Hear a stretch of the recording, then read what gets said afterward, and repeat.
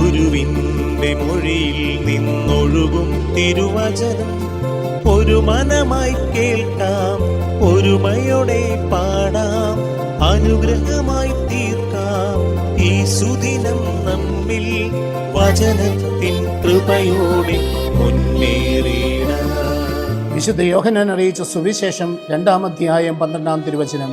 ഇതിനുശേഷം അവൻ തന്റെ അമ്മയോടും സഹോദരന്മാരോടും ശിഷ്യന്മാരോടും കൂടി കഫർനാമിലേക്ക് പോയി. അവർ അവിടെ ഏതാനും ദിവസം താമസിച്ചു. കാരുണ്യവാനും സ്നേഹനിധിയുമായ ഞങ്ങളുടെ നല്ല തമ്പുരാനെ, ഇന്ത്യയുടെ സ്വാതന്ത്ര്യ ദിനത്തിന്റെയും പരിശുദ്ധ കന്യകാമറിയത്തിന്റെ സ്വർഗ്ഗാരോഹണ തിരുനാളും ആഘോഷിക്കുന്ന ഇന്നേ ദിവസം ഞങ്ങളുടെ സമൂഹത്തെ, ഞങ്ങളുടെ രാഷ്ട്രത്തെ അങ്ങയുടെ തിരുമുമ്പിലേക്ക് സമർപ്പിച്ച് ഞങ്ങൾ പ്രാർത്ഥിക്കുന്നു. പാപരഹിതമായ ജീവിതം നയിച്ച് സ്വർഗത്തിലേക്ക് കരയേറ്റപ്പെട്ട പരിശുദ്ധ അമ്മയുടെ തിരുനാൾ ആഘോഷിക്കുന്ന ഇന്നേ ദിവസം ഞങ്ങളുടെ ജീവിതത്തിലും സ്വർഗോന്മുഖമായി ചിന്തിക്കുവാനും രാഷ്ട്രത്തിന്റെയും സഭയുടെയും വളർച്ചയ്ക്ക് ഉതകുന്ന രീതിയിൽ ജീവിക്കുവാനും വേണ്ട കൃപാവരം ഞങ്ങൾക്ക് ഓരോരുത്തർക്കും നൽകി അനുഗ്രഹിക്കണമേ. നമ്മുടെ കർത്താവ് ഈശോ മിശിഹായുടെ കൃപയും പിതാവായ ദൈവത്തിന്റെ സ്നേഹവും പരിശുദ്ധാത്മാവിന്റെ സഹവാസവും പരിശുദ്ധ അമ്മയുടെയും നീതിമാനായ മറിയൂസേപ്പിന്റെ മധ്യസ്ഥവും സകല മാലാഖമാരുടെയും സകല വിശുദ്ധരുടെയും സംരക്ഷണവും നൽകി സർവശക്തനായ ദൈവം നിങ്ങളെ ആശീർവദിച്ച് അനുഗ്രഹിക്കട്ടെ, ഇപ്പോഴും എപ്പോഴും എന്നേക്കും.